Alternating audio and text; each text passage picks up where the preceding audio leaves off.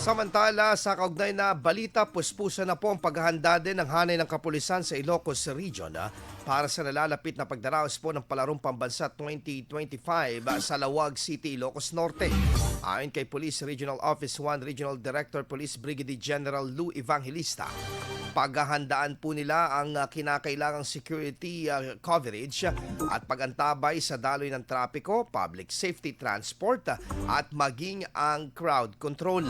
Nakatakda rin ang mga pagpupulong sa kasama sa mga kagawaran ng edukasyon, mga lokal na pamahalaan at iba pang mga katuwang na ahensya. Layo nitong antabayan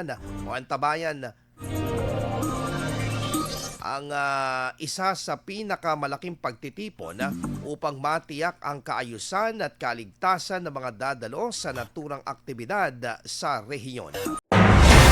IFM News. IFM News. IFM.